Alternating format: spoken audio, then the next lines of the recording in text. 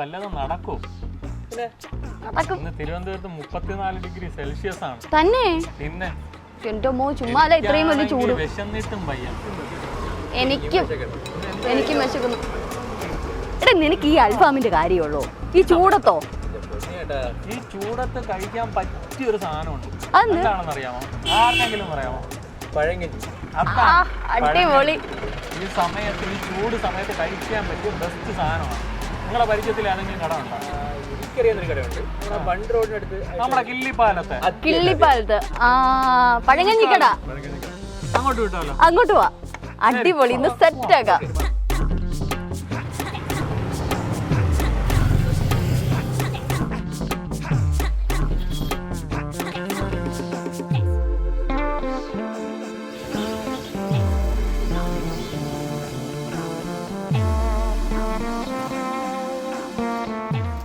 എൻ്റെ മോനിട്ട പേരാണ്. പിന്നെ പണ്ടുള്ള ഒരു പഴങ്കഞ്ഞി കഴിക്കുമല്ലോ, അത് ഉദ്ദേശിച്ച് വയസ്സായ ആൾക്കാരുടെ പേര് കിടക്കുന്നത് മോപ്പിലാൻസ് കിട്ടുന്നത് പേരിട്ട്. അത് ഇല്ലാത്തതുണ്ട് ഇവിടെ ഒരിടം അങ്ങനെ ഇല്ലല്ലോ എന്ന് പറഞ്ഞാൽ പഴങ്കഞ്ഞിയിലോട്ട്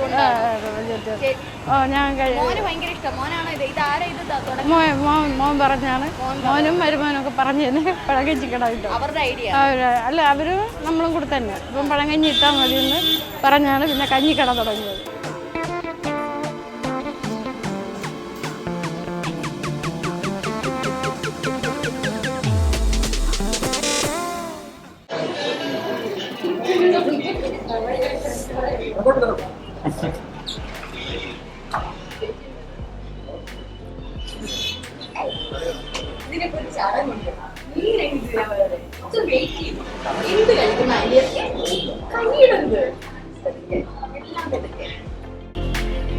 ഇത്ര നാളായിട്ടുണ്ട് ഈ ഒരു പഴങ്കഞ്ഞി കട? 9 വർഷമായി. 9 വർഷമായിട്ട് ടേസ്റ്റിന് ഒരു വ്യത്യാസമില്ല. പഴയ രുചി. ഇന്ന് എന്തൊക്കെയാണ് ഞങ്ങൾക്ക് കൊണ്ടുവച്ചേക്കുന്നത്? ഓക്കെ.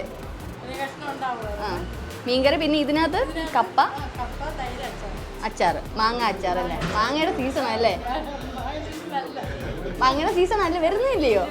വരുന്നേ ഉള്ളൂ. അപ്പൊ ഇന്ന് ഇങ്ങനെയൊക്കെ തന്നെ സ്പെഷ്യല്. വേറെ എന്തെങ്കിലും സ്പെഷ്യൽ വരാറുണ്ടോ?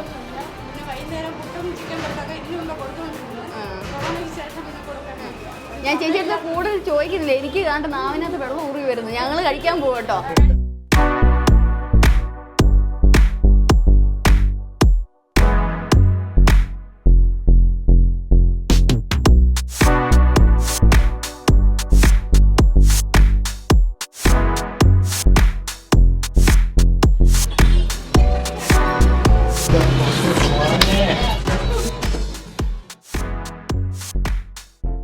സവാള അതാണ്ടേ ഇത്തിരി ഇങ്ങോട്ട് വെക്കണം കണ്ടാ. എന്നിട്ട് വേണ്ട ഉണക്കമീൻ ഇങ്ങോട്ട് എടുത്തിട്ട് വേണ്ട. ഇത് ഉണക്കമീൻ എടുത്തിട്ട് ഇത് ചെറുതായിട്ട് ഇങ്ങനെ ഒന്നാക്കി എന്നിട്ട് ഇങ്ങനെ അങ്ങോട്ട് വെച്ച് എന്നിട്ട് അതോടെ എടുത്തിട്ട് പിന്നെ ഞാൻ വിടുന്നത്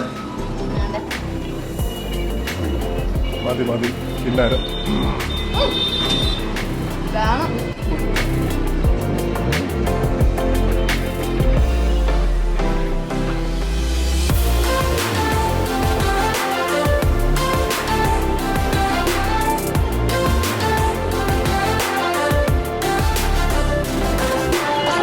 ചൂടത്ത് നല്ല പഴങ്കഞ്ഞി.